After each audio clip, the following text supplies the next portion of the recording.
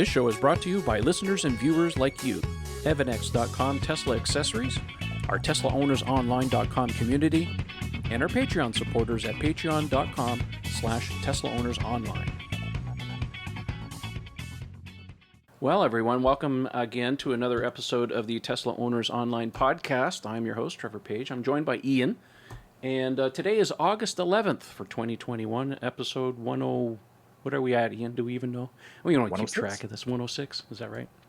I'm guessing. Yeah. Well, anyways, Eric is supposed to be joining us, but I don't know where the hell he is. So sorry, I'm late. Whoa, we have a guest in the house, folks. Yes, for the first time ever, Eric Camacho is in the house in our studio, literally on this side of the border in Canada. Welcome. Thanks for having me. It's nice to know that Justin Trudeau was very kind enough to offer me the key to the country. I chose to turn it down because that's just a lot of weight to have to bear. But here I am, and I'm glad to be joined by my cohorts. Literally, I've seen both men in the last 24 hours, so it's been fun. Well, in the last 24 hours, in the last like 8, really? Let's just say for safety and security, I've been seeing each other in the last 24 hours. Okay. Yeah. Well, the truth be told, Eric was supposed to come up last year, but because of the pandemic, of course, he had to cancel his vacation plans to come up because the borders were all closed. And now, literally on Monday of this past week, the borders opened, and Eric just kind of hightailed it up here. And of course, we're all vaccinated, so everything's cool. You don't have to worry about us and stuff. But yeah, so now he's on vacation. And he's spending a few days. Well, he spent a couple days with Ian, and now he's spending the balance of his time with us. We're going to do some different things and have some fun, but yeah, it just happened to coincide. It was good timing to do the podcast, so we figured, you know what, he's in the house. Let's have some fun. So we have lots to talk about. We got some Tesla stuff. I want to say thank you to everybody who sent in questions via Twitter today.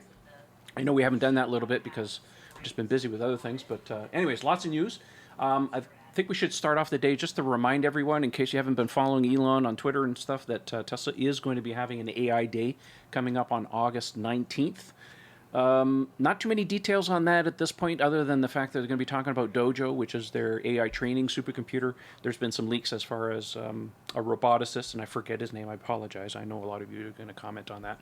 Anyways, he leaked an image of what appears to be 25 of these custom Dojo chips on a die. So I guess we'll find out some more about that. We don't know if it's going to be live streamed, but typical with Tesla, I think it'll be live streamed. Do you think? I would think so. Yeah. I have to. Yeah. For sure. Anyway, so the purpose of it is really for recruiting, apparently. So it's probably going to go over a lot of our heads, but it'll still be interesting. So anyways, put that on your calendar, August 19th. So that's literally next week, isn't it? Yep. Correct. So anyways, having said that, let's move on. We got some Tesla news. So Tesla published their 2020 environmental impact. Matter of fact, I'm going to actually pull it up here on the screen so we can just follow along through with it, everybody. Here it is. There we go. Scrolls up. So anyways, there's a PDF file. You can click on this button here. We're not going to take a look at that. We're just going to peruse some of the numbers in here. Tesla has average life cycle emissions, CO2. Pretty nice graphs in there. But some of the important stuff, I just wanted to scroll down a little bit here. This was the big one here. And I know on the Twitterverse, people are really going crazy about this. Anyways, Tesla claims that they are recycling 92% of the materials in the battery pack. So they are indeed recycling their batteries. They do not go in landfills. I know a lot of people, that's an argument we see a lot of, right? People seem to think these batteries go in landfills. No, they don't, because they're valuable. And people like to open them up and use the modules for things like stationary storage for solar and stuff. So if you think they go in landfills, I got a bridge to sell you. So anyway, it's nice to see that. And then let's see here, distance traveled, CO2. Anyway, it's a pretty nice report. They go into a little bit of safety here at the bottom. Of course, every Tesla made so far that has been tested. Not all of them have been tested yet because we're still waiting on Model Y result numbers anyways. 5-star crash ratings in every category by both NHTSA in the U.S. and the insurance IIHS. That's the bottom one. So we're still waiting on some reports of some of those cars to get rated. So still 5-star. And of course, any future cars that Tesla comes out, we know number one thing is safety on the whiteboard. So we can expect to see 5 stars in those ratings too. I doubt that Tesla would actually sell a car if it didn't reach 5-star. Probably not. It would be out of character, right? Yeah. Very much out of character for them. And then number of vehicle fires, average in the U.S. I think this is a little bit, it's telling in the sense that, there's 180,000 car fires in the U.S. every year, and you hear this much on the radio. But as soon one Tesla fire, and of course it makes the news. I think it's a little bit disingenuous because they're comparing every car out there with Teslas, so that's kind of skewing the numbers a little bit. I think proportionately it would be a little bit better. But anyways, it's an interesting read. If you guys want to check it out, you can do that. I'll leave a link in the video description. Any thoughts on this? Did you guys really go through this? I just kind of cursorily, I just thought I'd talk about it real quick, but. Yeah, I think it pretty much speaks for itself. It's well laid out. It's Some beautiful pretty pictures. Look at that Model S yeah. at the bottom. Look how nice that is. Mm-hmm. I love the wider fenders on the new one, man. It's like, ooh, yeah. so beefy. Yeah, we're going to be talking about the Model S here shortly, anyways, in the question period. Right. So yeah, if you guys want to check that out, I'll have a link in the video description. You guys can certainly check that out. All right, let's talk about Giga Berlin. Obviously, Tesla has 2 factories currently being built right now. The one in Giga Berlin, just outside in Brandenburg, and the other one's in Austin, Texas. We've talked about this many times on the show. Berlin is suffering from all kinds of delays, mostly not from internal reasons. It's externalities. Environmental groups, probably backed by some of the other car companies. We don't really know. One in particular might have a name that starts with V, just saying. Yes, exactly. So anyways, they've been throwing all kinds of wrenches into this thing.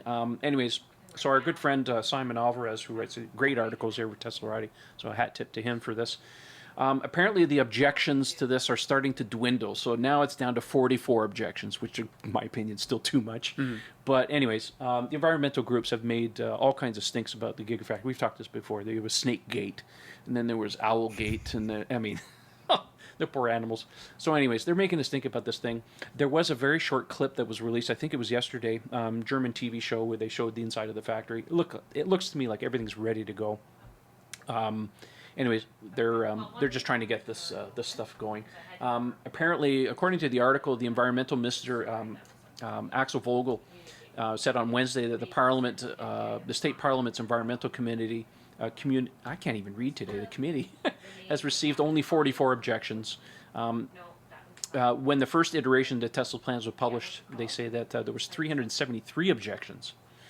So obviously they've been dwindled down, and I think a lot of this has to do with a lot of these cases being thrown out of court because it's just ridiculous. So anyways, we're hoping to see this getting resolved by the end of the year so they can actually start production.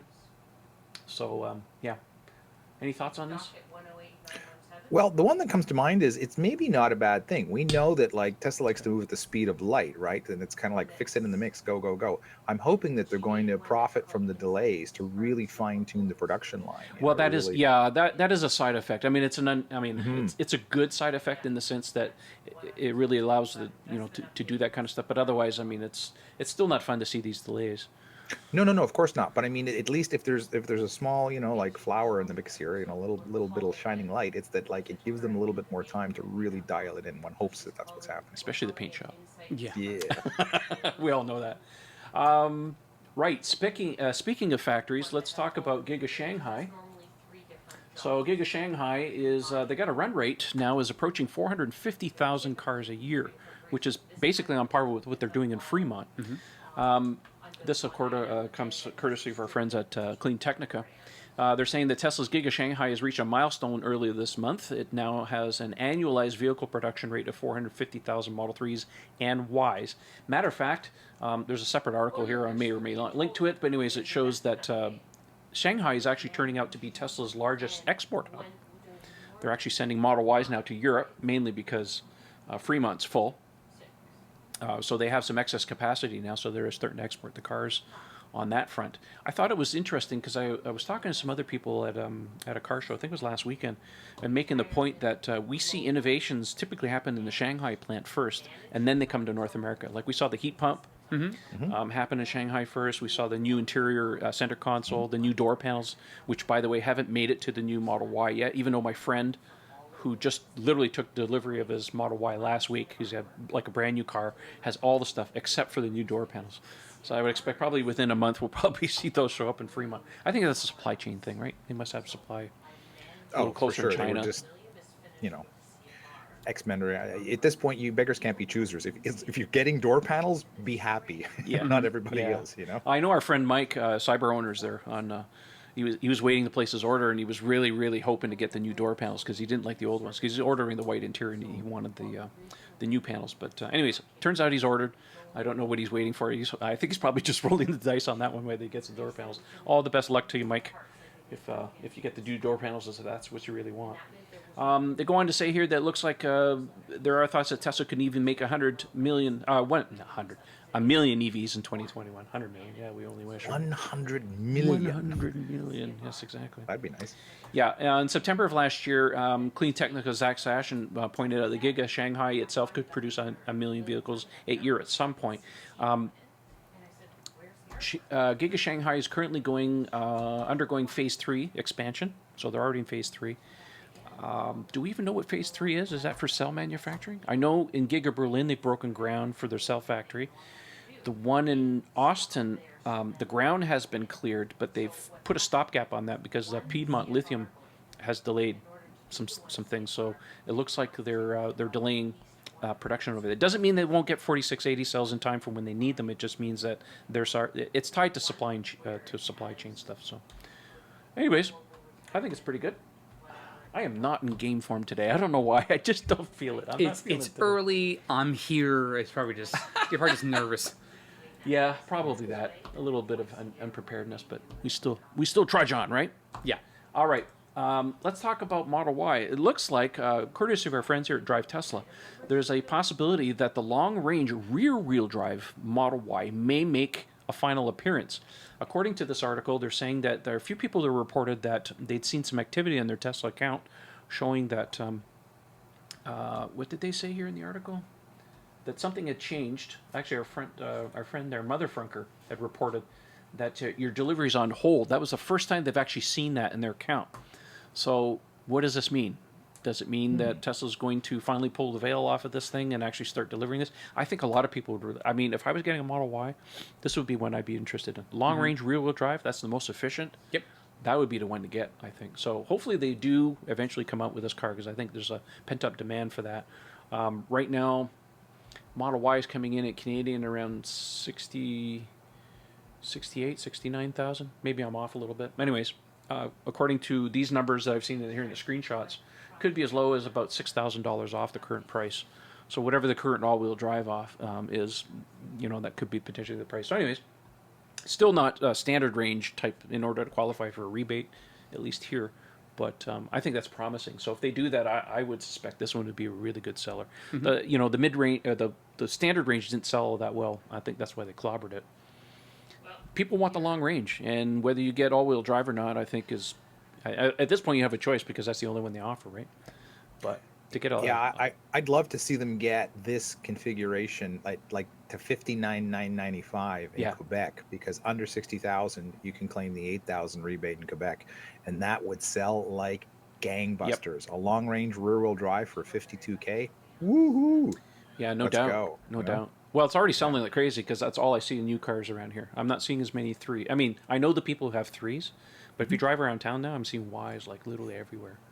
No, we still have a lot more 3s. Well, when Eric was here, he was like, oh my God, there's a 3, there's a 3, there's a 3. It's like there's an invasion of them in my neighborhood. Like the SR Plus, ever since it qualified for both rebates, exploded in Quebec.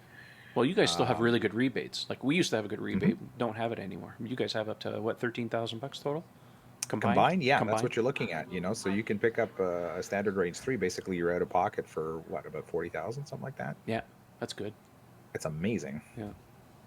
I mean, even just as a Model 3 owner, I have my long-range RWD, and a lot of folks now wish they could still get one, and they can't. And I think if Model Y came out in that probably would be their number one variant. Oh, absolutely. The Model Y. Oh, you're guaranteed. It would outsell the Model 3. Absolutely, for sure.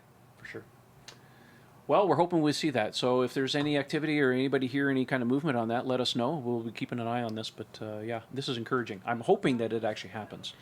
Again, it's all about supply and demand at this point. So, all right, let's talk about Cybertruck really quick. There's been a lot of talk on Twitter, of course, that the Cybertruck was delayed. Listen, we've said this many, many times before on the show. If you think that you're getting a Cybertruck in 2021, you're going to be let down. Anyways. So our friends at Teslarati had put out this article thinking that, of course, this is speculation, of course, we don't really know, may have been caused by design finalization. My personal take on this is that knowing that the truck needs the 4680 cells and they're not ready yet, man, there's no real rush to design, to finalize the design, because if you think about it, you need about a year's worth of time frame between when you freeze a design and when you actually start in production to get your supply chain in order, right? You got to select your contractors, you got to get prototype parts in, you got to qualify them. That takes time. It's not like as soon as you put your pen down you start production, right? It doesn't work like that. So the fact that they finally finalized the design and now it's going to be going into the beta stage, I think is encouraging. But again, the talk was that if you went to order a Cybertruck, it showed, production starting in 2022. I actually checked my account to see if there was any mention on there. I don't remember seeing any kind of mentioning in my account to see if there was any kind of date that was mentioned in there. And I went in. So there's no mention of a date in your account. And second of all, if you try to edit your design, there's no mention of a date as well. So the only time that the date is mentioned is when you actually go in and place an order, a new order. So again, I still don't believe we're going to see Cybertrucks on the road in 2021. It's definitely in 2022. Set yourself up for that. But whether it's tied to this speculation, whether it's design finalization, or whether it's the fact that, what was the other one? The battery pack? Well, we know the batteries play into this. Of course, that's the biggest part that Tesla's, trying to get sorted out. So yeah. Anyways, keep an eye on this. See what's going on. Right. Now, courtesy of our friend, who's our Chinese correspondent there in China, Ray for Tesla on Twitter, has posted that the Tesla Design R&D Center in China will go online soon. He's saying that plenty of design, engineer, and technician jobs will open in 7 categories, including vehicle design, vehicle software, hardware design and engineering, material engineering, powertrain, energy energy engineering, R&D engineering, operation, vehicle engineering. So lots of open spots there. Whether that means the $25,000 car, which is supposed to be designed there, is actually currently being worked on, or will be waited for this to be operational, is unknown at this point. I would suspect that part of, at least some of the engineering part of it, would have been started in Fremont, or, well, in California first, before they actually started going over there. We don't really know. It's speculation at this point. But anyways, this is critical for Tesla to get on there to actually start developing some different car models. So, yeah, $25,000 car is currently... I mean, if you look at Tesla's, the earnings letter, they showed at the bottom, there's a chart, and it says what's under development. Cybertruck, Semi, Roadster, and future product is what they're saying. Currently under development. So different stages, obviously. We know Semi-Truck's almost ready. Cybertruck's almost ready. The other two, we don't know at this point. All they say is just under development. So those are the Tesla news articles we have for this week. I guess we can get into questions very quickly here. Let's just kill this window sharing here so we can get in. So the first question comes from our friend Tar, and he says, when will we see Model Y long-range rear-wheel drive in North America? Again, we just talked about the possibility of this. Again, we're hoping that we see it fairly soon. If this is any indication that it might be coming, it's encouraging. If that's what you're waiting for, hold on tight. Don't change anything. Obviously, if you need a car, pick something and go with it. But we're hoping to see it soon. Let's see here. Next question comes from Carlo. After owning our cars for a few years now, if all of you guys are charging to 100%, how many miles are you getting? Just give us a straight answer, no beating around the bush. I have a Model 3 long range 2018 rear-wheel drive, and I get 295. Beating around the bush. Honestly, I don't know. My car lives in percentage. The range is the range. I know we've talked about that, and I know a lot of people get this. The thing you have to understand, and we've said this many times before, the range is an estimation based on voltages, right? And the voltages will change on a daily basis. Temperature affects it. How you drive affects it. So you can't just ping a number and say this car is always going to get 295 miles or 310 or 325, because it will change. So if you're getting 295, that's still great. It's pretty damn close to 300, which is, kind of table stakes these days for a good long-range car. Battery degradation, we have numbers that show that it happens, but it's not as bad as people think it is.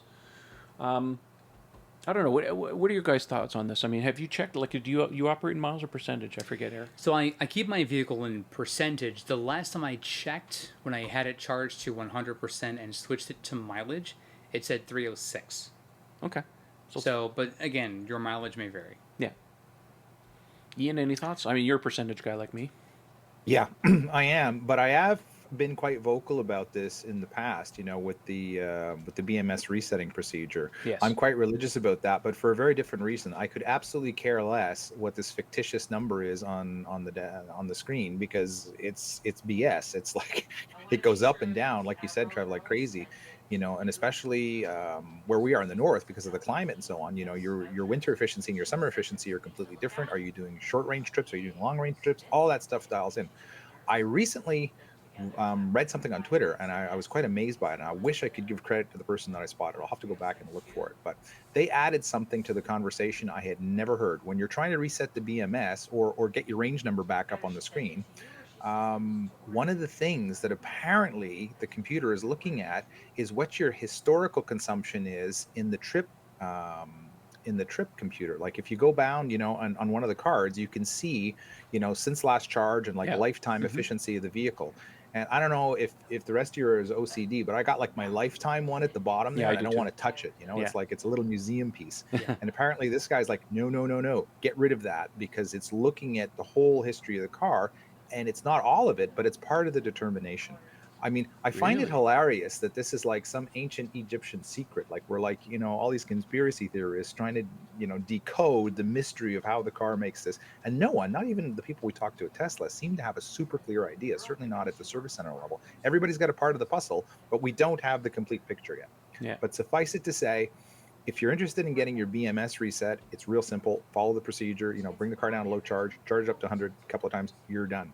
Whether or not that will change the displayed mileage is another thing. I haven't had much success. My car showed, the actual whatever was supposed to be 310 miles when I got it. Yeah. And now it sits consistently at around 280. And people are like, "Oh my God, you've lost like 10% of your range," losing their minds. No, all the capacity is there. When I go on long trips, I wind up at the superchargers with, same weather conditions. I'm there at the exact same SOC. The car does virtually within 1% the same distances that it used to. It's just the car's estimation has changed. And based on the way I drive, not conservative, the fact that I live in a colder climate, and especially since the pandemic, I'm just doing little short trips, all of that contributes to keep that number down. But it's not battery degradation. I mean, to put the nail in the coffin on that, go back and look at Bjorn's fantastic series on how you actually calculate usable capacity of the battery. It's a real PITA to do, but if you follow his step-by-step procedure, looking at, what the top number is, the bottom number is, you need Teslafy or like one of these apps where you can go in and see what the actual capacity, how much consumption you've used for X distance. It's possible to do that. You can come up with a real, true, hard number as to how much capacity is available to you on 100% charge. That's the only way to do it. This number you see on the screen, forget about it. It's this pretend number that's based on a whole bunch of mumbo jumbo. It means next to squat. Feyntlab has a line of protective coatings that were engineered to protect your Tesla's paint, leather, carpet, plastic, and wheels, effectively blocking all those UV rays and environmental factors before they ever get to ruin your brand new baby. Feyntlab offers a complete line of car care products and ceramic coatings for both the do-it-yourselfer and professional detailers.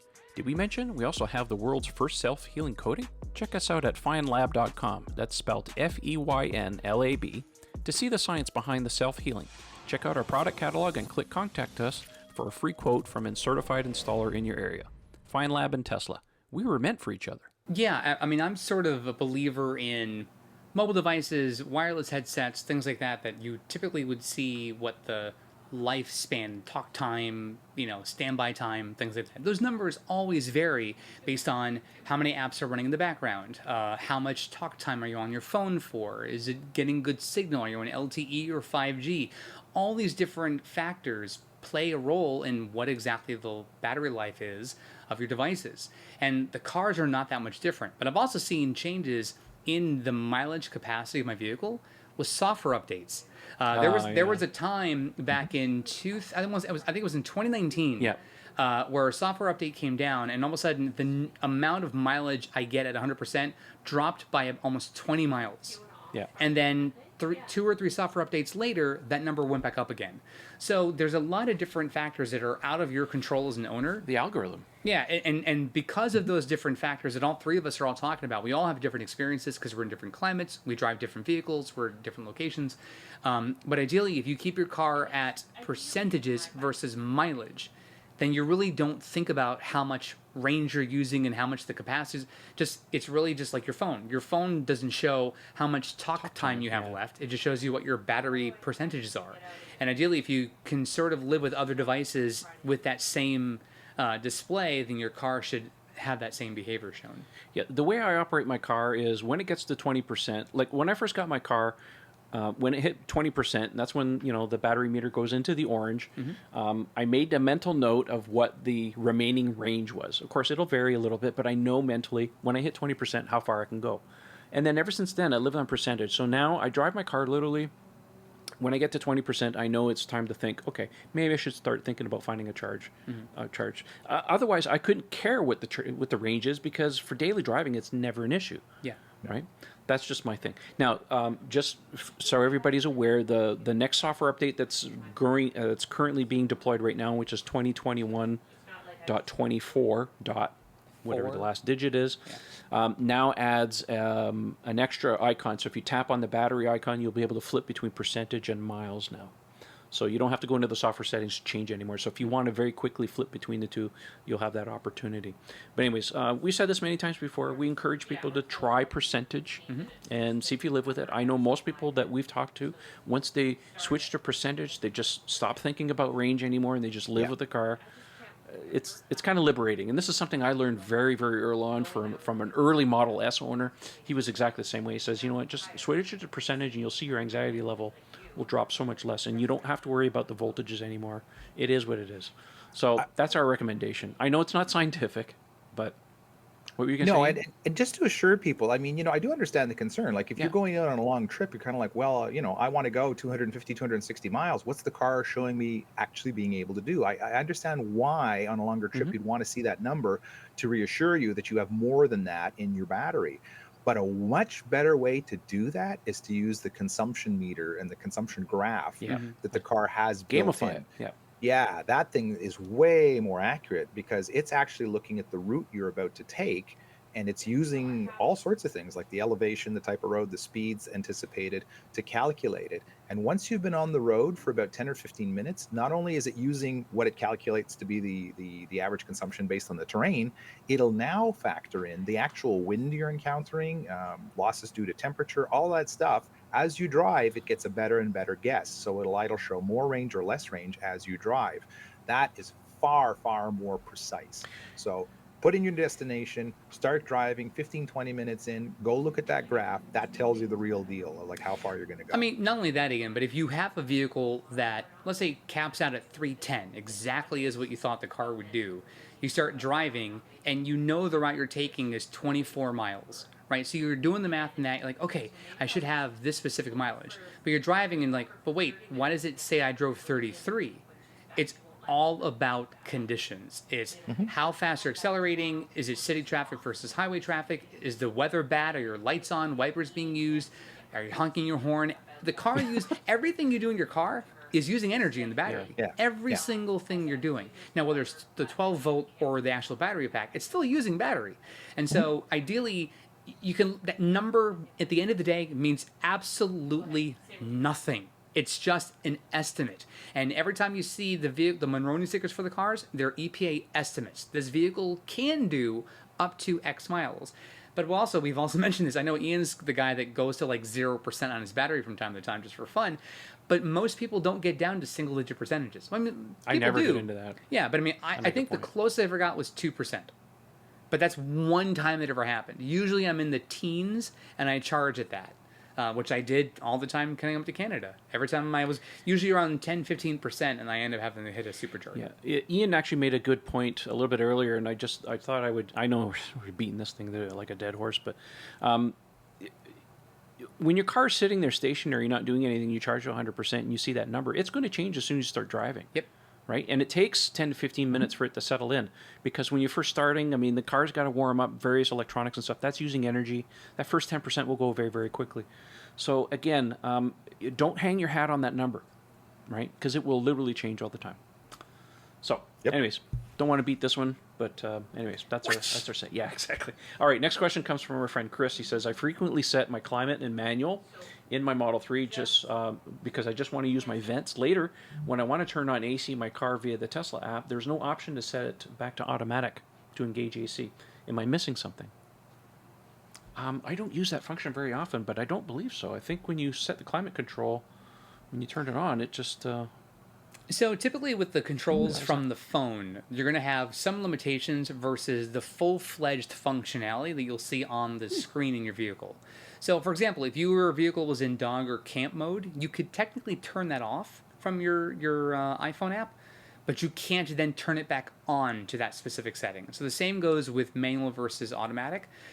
Ideally, you can turn on or off the climate, but once you turn off a certain setting, that's it. It's off. Yeah. You'd have to then go back into your vehicle's display and change it from there. Yeah, all I have on my is, like I said, is just turn on climate. Like my interior is showing 45C right now. Yeah, you can defrost your windows, but that's basically that's all you can Yeah. do. No reason why Tesla couldn't change this in the future, but for the time being, this is what we have to deal with.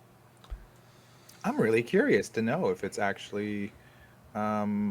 I'm assuming Chris is saying that he can't get the AC to actually come back on, like it's now, because what he's doing is he's manually turning Yes. AC off. He's just getting fresh air, right? Yeah. And it looks like when he now demands it to drop the temperature, it's not able to engage the AC. I assume that's the question. But now I feel like running outside and trying it. And see Yeah, you know happens what? with I'm the thinking app. the same thing too. Right after this, I'm going to jump in the car and test it out myself. Yeah, so. we'll see. So pending that, Chris, thank you for sending in the question. It's something we're definitely curious about ourselves. We thought off the top of the bat, it doesn't change anything as soon as you turn it on. But I'm curious. I have a feeling it does turn on the AC. But That's an important function. I would think it would reset it. And you want to bring it down to X degrees? Yeah. Well, it would But bring the AC back you on. piqued our curiosity, so we're going to go and check that out. All right, next question comes from Aurelio. He says, given the recent S and X refresh delivery problems, it seems the experience of prospective buyers has not been the best. Delays, deliveries, and pushback. If Tesla employees are listening to the podcast, how would you suggest Tesla improve communication with future owners? Oh, boy. Listen, we love the cars. We love the company. There are times when we don't like what the cars do, and there's times we don't like what the company does. Communications, as far as we're concerned, and we've seen this many, many times again because we run a forum after the fact, communication is the number one problem that Tesla has. And we don't know what the fix is. It's not like they don't have the money to throw at the problem. I don't know what the issue is. I'm not to say that it's completely bad for everyone, but we see enough of negative comments to see that there's definitely room for improvement. Okay, and unfortunately the S and X refresh, unfortunately there's not been a lot of communication, and apparently it's taken almost like a petition online to get Tesla to finally respond to these owners, and they actually did yesterday. They sent out a mass email, but it's been pretty cryptic. They didn't really say anything. They didn't explain what the issue is. Could be a combination of wheels, could be a combination of chip shortages, which we know happen. Can be a variety of different factors. I think Tesla really should be a little bit more transparent as far as this is concerned. But I think globally, overall, I think communication is the number one thing that Tesla really does need to improve. Listen, the people, I know for a fact, the people that work at Tesla in the delivery environments and stuff, they work really, really hard. And I've talked to lots of them. They're very friendly people. They want to help you and stuff. But I think it's just a combination of just so many cars to deliver and not enough time. And, communication should be better, absolutely. I think in a lot of ways what would make sense for me, and one thing that I would propose if I was there is implementing, and this would take some time, it wouldn't be overnight, but maybe implementing some kind of chain of custody electronically through the process. Like, okay, you've ordered your car, and then you get an email or something in your account, like a timeline or something that shows, okay, you're being processed, your car is being sourced, your car is being built, much like what in some ways Apple kind of does in some respects. I mean, at various different levels, but something along the lines of, oh, your car's just finished production. Now it's being shipped. I mean, you could follow along if they were to do something like that, and I know they can because the cars have GPSs and they can locate them. If they were to implement something like that, I think that would go a long ways to helping the communication thing, at least cut down on some of the issues that they're having. Because that's what people want to do. They order the car, and after that, it's like radio silence until Tesla calls and says, like, your car is here, give us our money. Right? I think what people really want to do is log in their account, and actually, I think most of them would be satisfied to see some kind of timeline, to see exactly a chain of progression of what the car is going through. I mean, my vehicle experienced delays coming out of Fremont before it was delivered in April 2018, and I contacted the folks in Las Vegas, who was my advisor, and find out, what sort of delays are happening. I was told when they first contacted me, here's the expected delivery date. That date basically got blown by 2 weeks. And, eventually the car got delivered, but it took me calling them to get updates as far as where things were.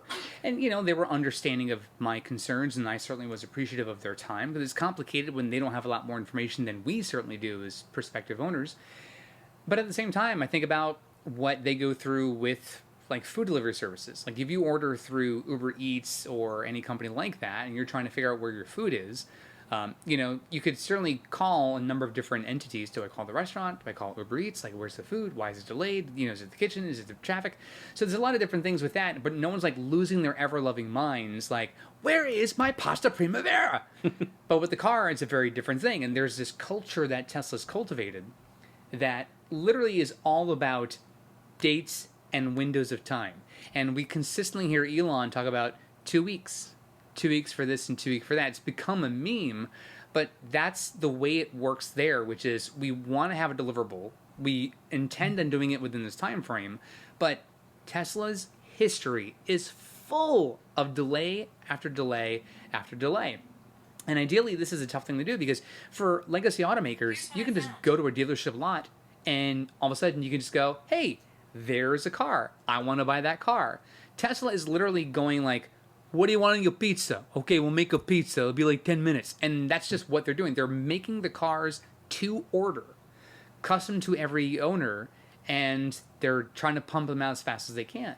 And so there's a lot of different delays. We know that COVID set back a lot of companies in terms of the availability of components, how soon they were getting there, staffing issues, all kinds of stuff. So this is not ideal, but to the point that Renee's making, it would be to Aurelio, it'd be very helpful to say, hey, just let me know why there's a delay. And there may be some reasons that they can't say some stuff, but it would be helpful to at least let owners know, or prospective owners, here's why it's delayed. We do apologize for it. We don't want to be firm on dates, but we're doing our best to get your car in the next 4 weeks, 10 weeks, whatever it might be. Well, we know that communications has certainly not scaled with production of the cars. Mm-hmm. There was a time, for some people that have been around a little longer than the Model 3, there was a time when Tesla was producing, S and X, and they would spend 2 hours with you when you delivered your car, right? They would do the whole delivery experience. We knew that was unsustainable long term, but we were kind of hoping that they would do something, to help with that. They got tutorials in the cars and stuff, and some of the owners' clubs, and obviously we did our part with the forum to try and educate people. But again, communications is something that's not scaled enough with the car, and we're hoping that Tesla does improve that. I think some people are the people that really complain about it the most, I think, are coming from traditional car manufacturers where they're not really ordering cars. They're just buying what's on the lot, right? So you buy something that's on the lot, and a couple days later you've got the car. Now we're talking about a process where you order a car online, and unless Tesla has inventory, which of course they have none right now because of demands through the roof, but now there's this waiting game, right? And people don't like to wait for something. There's this instant gratification. I get it. You spend, anywhere from $50,000 to $100,000 on a car. You kind of want a little bit more out of the deal. I totally get that. I feel the same way in a lot of ways. But I'm willing to let it pass because I just understand how the company operates. But it doesn't mean that it's right. So. Well, I also want to add this one caveat, which is if you're on the website and you're looking at placing an order, you can do this now if you just want to do a build on the site. All you see as far as delivery dates are estimates. Yep. It's always an estimate from the very minute you're looking to build your car. So it may say estimate delivery 4 to 6 weeks, But again, there could be factors from the date you order your car until the date's delivered that cause that to go from 4 to 6 to 6 to 8 to 8 to 10. So it's never you're getting your car in 4 to 6. It's that right now we believe you can get it in 4 to 6, but that number is flexible. So if you always remember from the very minute you place your order, it's only an estimate, and you don't hold that against them, you have to be flexible in that, because they're just saying that there could be changes that cause it to get delayed, which we're going to see with almost every vehicle moving forward for a number of factors. We're going to see that in Roadster. We're going to see it with the Semi. We're going to see that all the time, because those are movable dates. Absolutely, it's an estimate. When I ordered my Model 3, it said 2 weeks. I'm like, okay, we'll see. It took 7. It really said 2 weeks? It said 2 weeks. It literally said 2 weeks. The classic test, but it took 7. So it is what it is. All right, let's move on here. We got another question here from, this one comes from Renee. Is Tesla monitoring my 12-volt battery end-of-life health, or should I make an appointment to get it swapped out before it fails as a 2019 Model 3 SR Plus? I don't think Tesla themselves are monitoring the battery. The car does, and it will alert you when things start to go wrong. The moment I thought they watched my every move. Yeah, well, that's a discussion for another day. Listen, the moment you get any kind of message on your car screen about 12-volt battery, make an appointment right away, because you have Eric will tell you. Yes, many people have. I had no warning, got my car the next day, and it just exactly half the car was dead. We know through later, software updates that they've added some battery monitoring or some kind of proactive. Right. But I wouldn't do it in advance. There's no need to. My car's 2 years old, 0 problems with the 12-volt battery. But 3 years, still mint. Exactly. So it's hit or miss. So I will say this: if you see any message on your car about anything regarding 12-volt battery, make an appointment right away, because you could get stuck. So. The other option you have is a lot of friends of ours. I know Tesla Raj and others have done videos about lithium-ion batteries. So you could always get a different battery for your car if you want to upgrade it that Tesla will not give you, but you could certainly purchase and install yourself. They're certainly more expensive, and they're heavier batteries. But if you're looking to change it up for something that's going to give you more longevity and give you better efficiency, then that's an option for you. The lithium ones actually are a lot lighter. There's a lot of people who are speed. Okay. Yeah, there's a lot of people who are speed freaks that swap them out because they're like, God, a quarter of the weight or something. My only concern with lithium ion is temperature. I mean, for us that live in the colder months, we know that lithium ion doesn't deliver the same amount of energy when it's cold. So I would caution. If you live in California or Florida, okay, fine. Yeah, Don't worry well, about it. Renee's in Los Angeles, so I think she's he or she is good for But if you're in the colder climate, sorry, Trevor. I was going to say, let's throw it back to the listeners and viewers, because if any of you out there have the lithium-ion battery in your car and you're in a cold climate, we'd like to hear back from you. I would posit that it's probably okay, because it's not like a conventional ICE car where you need giant cold cranking amps in the winter, right? The thing only has to unlock the doors. That's not a heavy lift. So I'm thinking it might still work, but I'd like to hear from anybody who has the experience. Yeah, just my experience. So yes, you're absolutely right about the cold cranking thing, because you're not turning over a motor and stuff, but they are more resilient. Lead acid is more resilient than the cold. True. Traditionally. So I don't know if these batteries have heaters in them. I really don't know. But anyways, I would just caution everybody on that. Do your research, but yeah, absolutely. If Ian's right, if anybody has done it, live in a colder climate, let us know. Listen, I'll run the experiment this winter. I have a lithium-ion battery in my motorcycle, so I'll leave it out one day on minus 25. We'll see if it starts. Okay, cool. Oh, thanks. Nice trick there, Eric. Mm-hmm. He just showed me in Google Google Sheets a little trick. All right, let's see here. We have a question from Michelle. I have this is a long one. I have a 2018 Model 3 long-range dual motor with EAP and 2.5 hardware. If I upgrade to hardware 3, will this help my phantom braking, which is kind of scary? And I don't use autopilot with anyone in the car because of this. Also, will it help with the fact that almost every time I get in the car, I have to reconnect my iPhone 8. My car is paid off in November, and if I don't spend $1,000, will be, or if it will be paid off. Anyways, okay, Michelle. So, will it help with phantom braking? No. Phantom braking, if your car, obviously you have a 2018, so you have a radar in it. Radar is part of the problem with the phantom braking, which is why Tesla's moving to a vision-based system.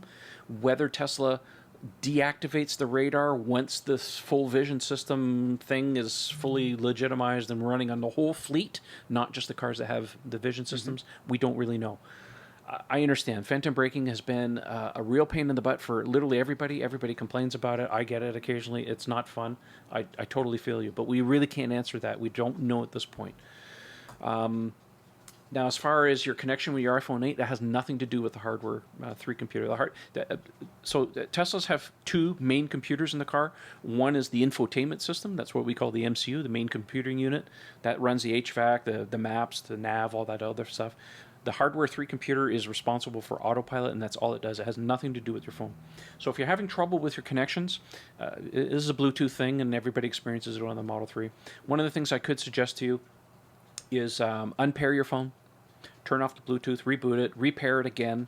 Have your key card ready because you need that as part of the authentication process. Try that. That will probably help. I know for me, occasionally, because my wife has the app on her phone and I have the app on my phone, there are times when she approaches the car, she gets in it, she leaves, and it locks, and it's on her profile. Sometimes I approach and it won't unlock, and it's a pain. I experienced that this past weekend. So Bluetooth is not perfect. I understand your pain. But I would suggest that with your phone is do the repairing thing. I've had to do it on a couple occasions, and every single time fixes the problem. So that would be my suggestion. Any thoughts on your ends, guys? Well, also, it's an iPhone 8, so I'm not sure if the phone itself, if its Bluetooth is sort of on the fritz, and it may not be the car, it could be the device. I would do the pairing thing first. No, I agree. Rule out the problem with the phone, obviously, because they are pretty reliable. But yeah, Bluetooth is kind of a pain. Let's see here. Is there anything else? Waypoints. Oh, yes. Thanks for all your help. And please let Eric know that waypoints are really important. I understand. It's not for everybody. I will say that having driven from Florida to Canada, there are certainly times where waypoints... I mean, waypoints now, for anybody who does a trip where you have to supercharge, that technically is a waypoint because you're going from A to B, but intermittently you have to stop at a charger. So I can see why waypoints for some people would be a vital thing. I'm just someone that if you're stopping... because in her line of work, she's in sales, so you're making multiple stops a day. Even if you're going from client A to client B to client C, I would say, like, once I'm at client A, I already know I'm going to go to client B. So whether it's already entered ahead of time, which is already a time-consuming thing because you're trying to put all the addresses in, or there are favorites, whatever it is, you're still having to at some point enter that. It's not saving you more time one way or the other. So if it gets added, which I know Elon's reneged on that and said he would just go ahead and add it. But I don't begrudge people who want it. I'm not saying it shouldn't be there. I'm just saying that I think most owners, for how they drive, would not use it. But for those that do, I can see the benefit. Until we see waypoints, one of the things that I do, if I'm going on a drive somewhere and I know that I need to make 2 or 3 stops, what I will do is before I leave, I'll actually enter the furthest distance into the car so I can get an estimate right away, so that if I was to go at that far and all the way back, because don't forget, when you're stopped and you put in an address, it will show you the stops, and you have to scroll down at the bottom. It'll show you the return, how much battery you'll have left when you return. So that's what I will do, is if I have to make 2 or 3 stops or whatever the case may be, I'll put in the furthest distance and see what the return is, and if I'm good, I don't have to worry about it. But yes, there are times, absolutely, when it would be nice to have waypoints for sure. I mean, Elon said they're going to do it, but where is it on the list on the whiteboard? Like what? Right. What's the priority? We don't know yet. Well, given Elon's Twitter feed is probably on the thousands, I would guess. Well, you know what? It's not. You have to remember, Elon's not the guy coding this stuff. He's giving it to the teams, right? Elon's busy building rockets right now. That's where his priorities are. I would think, though, that's probably an easy fix for them to implement. Because, like I mentioned with Supercharging, they already have waypoints because of that. I would imagine that having just like a second or third or fourth address field, like on Google Maps, where you can just type in the next address and it creates the waypoints for you. I mean, heck, their online trip planner, you can put waypoints in. You just can't do it in the car. True. Well, there's several factors there. It's the routing portion they have to write, and then there's the UI portion they have to do, then they have to validate. So anyways, hopefully it'll come soon. All right, Debbie Downer. Sorry. All right, last question of the day comes from Jake. If I accept Tesla's trade-in offer and continue to drive and put more miles on my current car, will Tesla honor the trade-in after offer price? My ETA has been pushed back to December. 1,000 miles. No, I'm sorry. It might be less than that. I think it's maybe 500. So once you agree to a trade, there's a limited number of miles you can continue adding to the car where the value will not depreciate. But you have to stay within that number. If you go past that number, They'll have to. they're going to nullify your trade-in. So you just ask your sales advisor, your or whoever your contact is. verify Just that. ask them. It may be in your documentation already on the agreement as far as what your limit is. I think it's either 500 or 1,000. I could be wrong on that.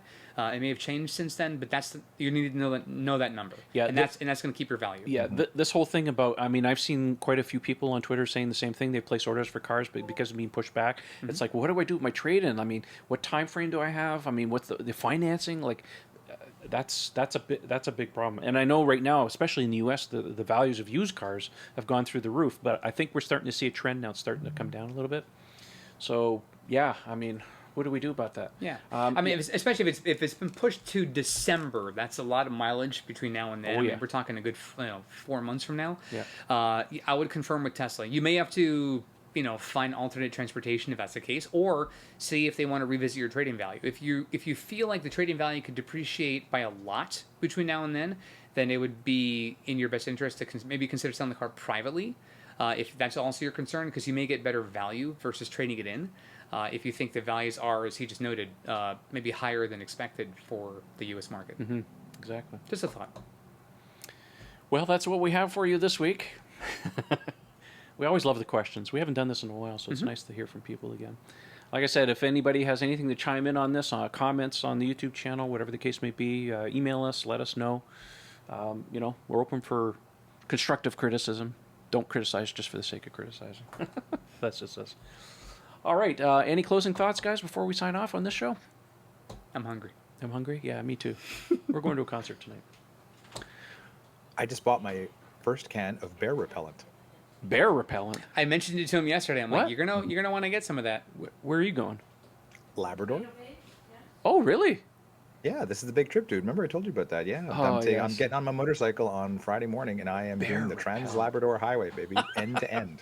Well, we want to hear all all about that. So. Just don't spray Smokey the Bear, whatever you do. Yeah, leave Smokey. Not Smokey. No, Smokey's Okay, cool. don't smoke out Smokey. No. Any bears coming at me with teeth exposed is basically, I think, what I'm concerned about. We'll see. Any bears coming at you, teeth or no teeth. Yes. I'm not taking any chances. Tesla Bear Claws.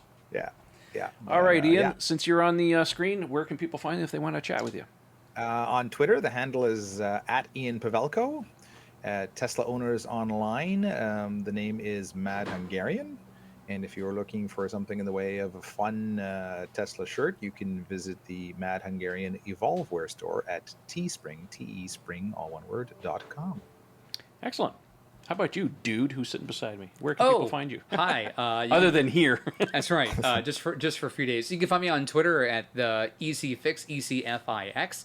And I'm not in the forums. I have nothing else to promote. I'm on vacation. See you guys later. That's right. Okay. Right, well, that leaves me, and I want to say thank you to Eric for joining us on the show here, in person, no less. Anyways, you can follow me on Twitter. The handle's Tesla Owners Online. Don't forget to check out and join the forum. It's free. Best place on the planet to discuss Tesla stuff. TeslaOwnersOnline.com. And I want to say thank you to our Patreon subscribers, as well as our fantastic sponsors, the guys at Evanex, as well as Feyntlab Ceramic Coatings to protect your car, get your nice accessories. That's it for this show. Thanks for joining in, guys, and we'll see you next time. See ya. Au revoir tout le monde. Goodbye. Rosebud. Call the police. Oh, I forgot.